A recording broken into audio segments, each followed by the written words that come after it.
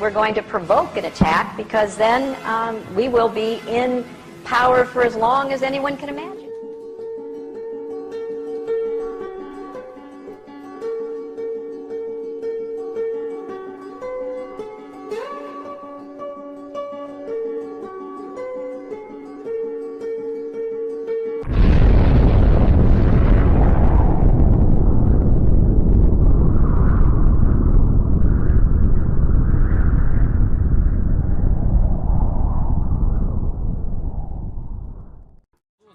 I cannot help asking those who have caused this situation, do you realize now what you've done? Now we see Putin, he understands what the U.S. is doing, but he's continually trying to promote peace. And we've seen this throughout the years and up until this point. But he understands what the neocons are doing. He understands what they want. They want a nuclear war. The central bankers, the U.S. government, they realize this monetary system, it's at its end. There's nowhere to go with it. There's too much debt. They can't do anything. The central banks are stuck. Yes, they can prop it up for a little bit longer, but they know eventually what's going to happen. It's going to come down and it's going to crash. And they'd rather bring it down themselves. Putin understands this. The rest of the world understands this. And Putin was out there and he issued a stern warning to the world media, saying that the world is heading down a path that could lead to nuclear war. He was speaking with foreign journalists at St. Petersburg International Economic Forum. This was back on June 17th.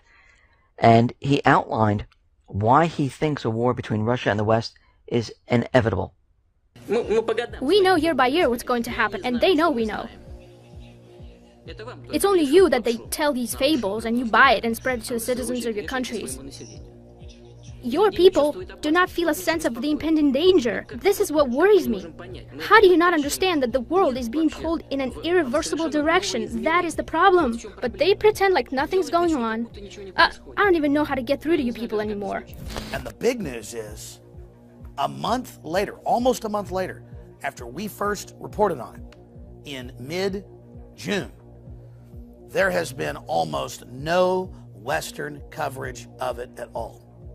And that's exactly what Putin was getting at. Whether you love Putin or hate Putin, if the leader of Russia, with thousands of intercontinental ballistic missiles and cruise missiles, is telling the West, I don't know how to get through to you, your media is controlled, you're being manipulated, NATO is putting missiles on our borders, we're having to move missiles in, you've overthrown Ukraine, you're on an offensive, you're funding and protecting radical Islam, do you know what you've done? Do you know what you've done? As he said at the UN, destabilizing the Middle East. Why are you doing this?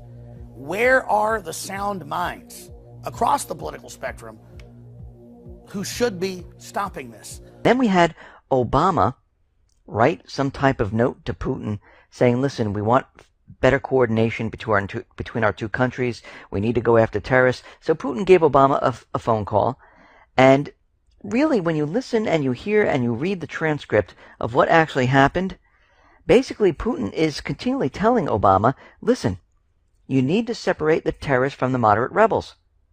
And we can have further cooperation. This whole phone conversation, it looks like this is propaganda, where it's making the U.S. look like, yes, we want to work with Russia. We want to help get those terrorists. Well, that's quite impossible because the U.S. is backing the terrorists. Now, they might be switching which terrorists they're backing at certain times. Maybe they're not backing Islamic State anymore. Maybe they're going with al-Nusra and al-Qaeda. And maybe this is why they won't separate the moderate rebels. Because if they keep shuffling the shells around, they're hoping that Putin doesn't understand what's going on here, or anyone else. But we realize what they're doing. They're just moving the moderate rebels in and out of all these different terrorist groups. And saying, yeah, they're the moderate rebels. Yeah, they're the moderate rebels. And we can see that eventually, this is not going to work anymore. Another threat that President Obama mentioned was ISIS. Well,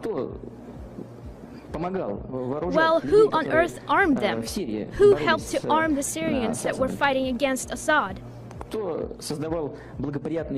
created the necessary political climate that facilitated this situation?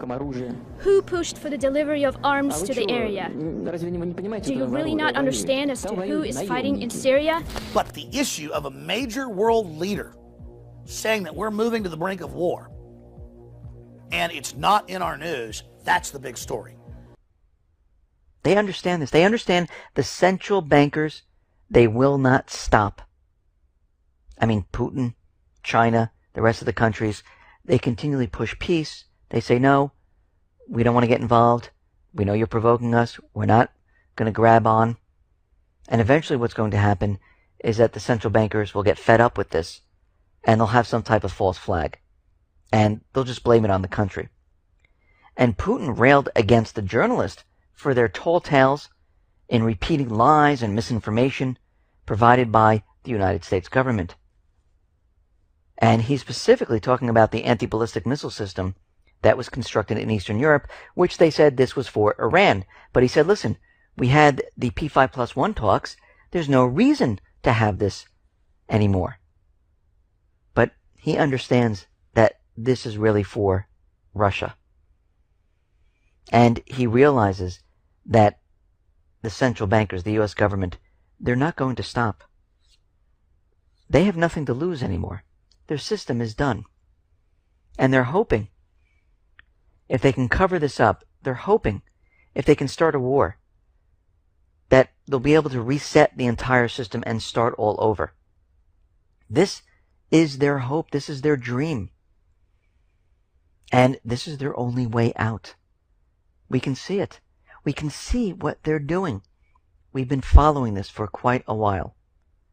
We see how they're building up the troops, how they moved a huge amount of military assets, how they're trying to provoke countries into doing something, how they're surrounding China, surrounding Russia, provoking all of these countries. Whatever they had planned, it's not going to work anymore.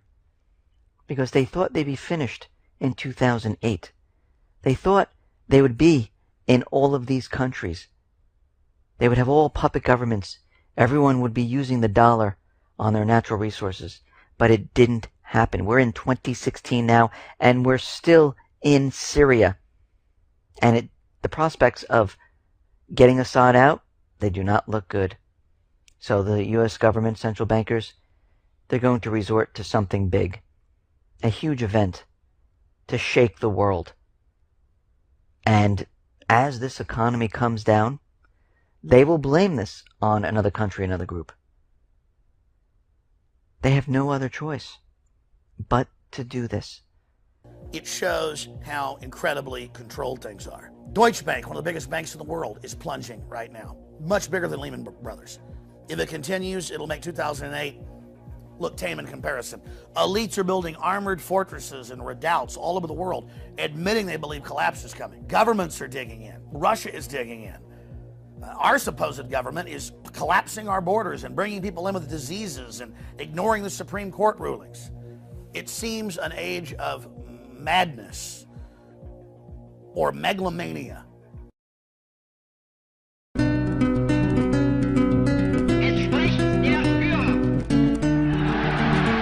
are 5 days away from fundamentally transforming